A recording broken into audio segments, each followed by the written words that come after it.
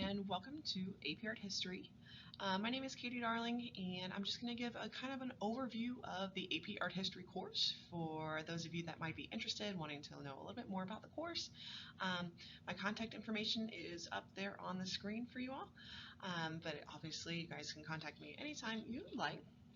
Essentially, art history. It's a one-year course that is for 10th through 12th grade. So you can take it any of those 3 years, maybe when it fits into your schedule. And there's no prerequisites for this course. It is an AP level course, which means that it is, of course, college level.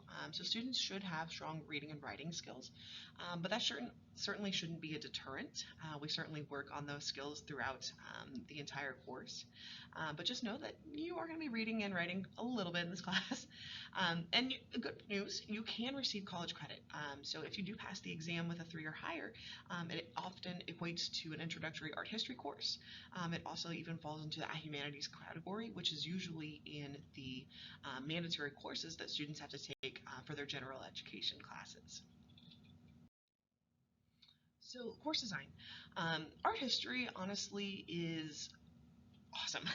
If you are interested in culture, in history, in art, this is all wrapped into one. So what we do, we look at global art and we engage it different forms, different content, and we read, write, and discuss it. So what we look at is a variety. So as you can see on the screen, we look at sculpture, we look at prehistoric art, we look at painting, we look at architecture. So it's a wide variety that allow us to really interpret and discuss it. This course is designed specifically around 250 pieces that were chosen by the College Board, but it is a diverse group, diverse pieces that really allow us to go in depth into this history of art and really allow us to have a global perspective. So like I said, up on the screen, you can see a couple different things and really see that variety of time and place and what we're looking at in this class. We do have an exam. um, Essentially, you have multiple choice and then writing. The multiple choice is 80 multiple choice questions, which sounds kind of scary, but oftentimes they are sets. So you'll have a picture, for instance, on Liberty leading the people up on the bottom there, and you'll have like 3 questions that go along with it. And sometimes it's simple as name this piece, okay? And then other times it gets a little bit, and they build on that, of course, with analyzing. Then we also have 6 questions for writing. Um, if you've ever taken an AP history course, the writing is very different. We don't have a big document-based question.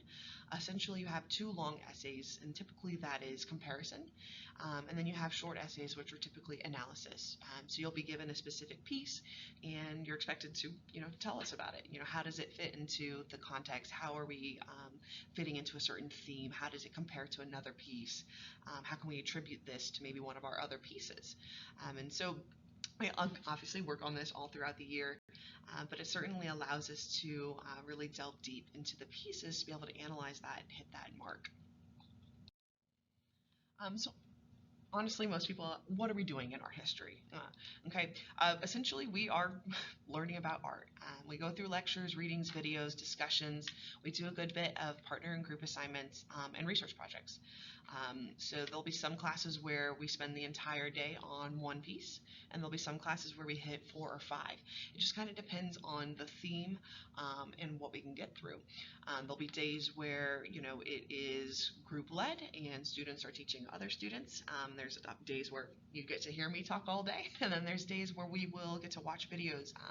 And what's really cool when we get into our more modern, our global contemporary unit, those artists are still alive, so we get to hear even those own artists talk about their pieces, which is really fun.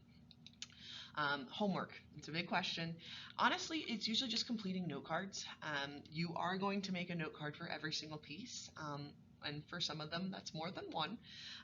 Anyone who's taken this class will tell you they are a lot of work, but they're extremely crucial for passing the exam.